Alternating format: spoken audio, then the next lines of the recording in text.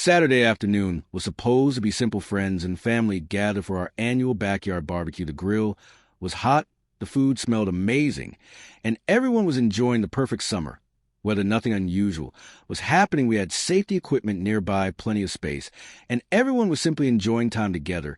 It was a kind of neighborhood gathering that brings people together across the street. Linda from the HOA watched every move. She frowned at the smoke from the grill and immediately started writing notes on her clipboard. Instead of asking a simple question, she reached for her phone. Within minutes, she reported my backyard barbecue as a dangerous fire hazard inside the backyard. Nobody knew what was happening. We kept serving food, sharing stories, and enjoying the afternoon without any concern. One guest happened to be Chief Marcus Davis, the local fire chief. He had stopped by as a longtime family friend and was happily flipping burgers at the grill. A fire department vehicle arrived after receiving a complaint. The firefighter stepped out, looked around, and immediately recognized their chief enjoying the cookout. The responding crew smiled. As soon as they saw the chief, after a quick look around, they confirmed the barbecue was being conducted safely, and responsibly. Linda expected the cookout to end immediately.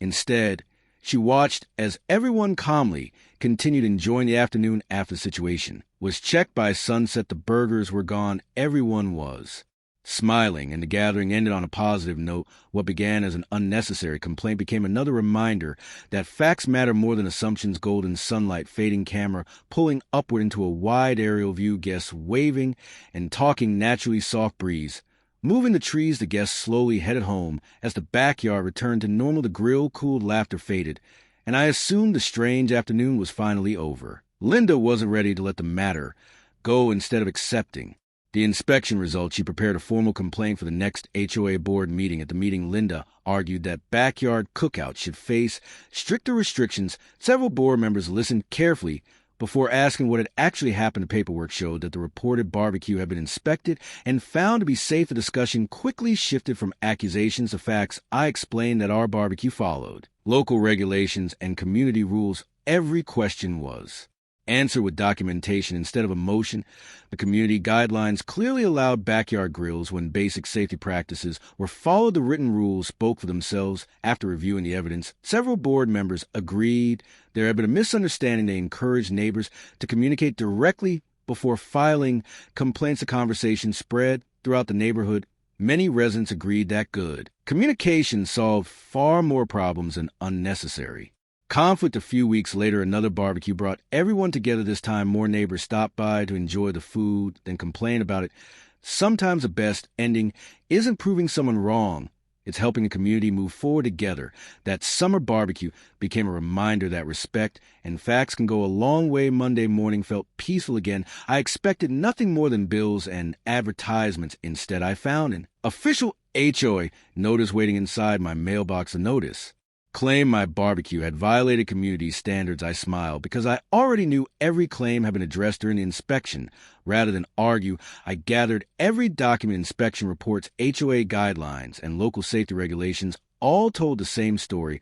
During the next board meeting, each document was reviewed carefully. The conversation became less about opinions and more about verified facts. As more information surfaced, it became clear the complaint had been based on assumptions rather than evidence. The board reminded everyone that community concerns should always be supported by accurate information. Before formal action was taken, people left the meeting talking about cooperation instead of conflict. Small conversations began rebuilding trust throughout the neighborhood. Several neighbors stopped by to say they appreciated how calmly everything had been handled. Respect had accomplished far more than arguments ever could. Weeks later, the neighborhood hosted a community picnic. Familiar faces gathered once again, proving that good communication could bring people together. Looking around the backyard, I realized the best victory wasn't winning an argument. It was showing that fairness, patience, and respect could turn conflict into a stronger community.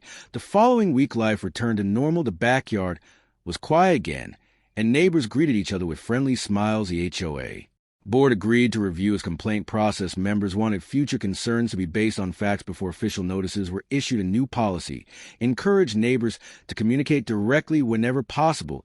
It was a simple idea that everyone appreciated. Even Linda seemed to realize the neighborhood worked better when people talked to one another instead of assuming the worst. Summer continued with block parties, evening walks, and families enjoying the neighborhood together once again. Chief Davis volunteered to host a community fire safety demonstration. Residents learned practical tips while enjoying refreshments. Together, the demonstration showed that outdoor grilling could be both safe and enjoyable when simple precautions were followed. Another barbecue brought everyone together this time. Conversations centered on recipes, sports, and summer vacations. Instead of complaints, the evening reminded everyone why communities exist: to build friendships, not unnecessary conflicts. As burgers sizzle on the grill, I couldn't help but smile. A simple backyard barbecue had unexpectedly brought positive change to the neighborhood. Months later, the neighborhood felt more welcoming than ever. People waved to each other instead of looking for reasons to complain. Residents organized volunteer projects that made the neighborhood even more beautiful. Working together proved far more rewarding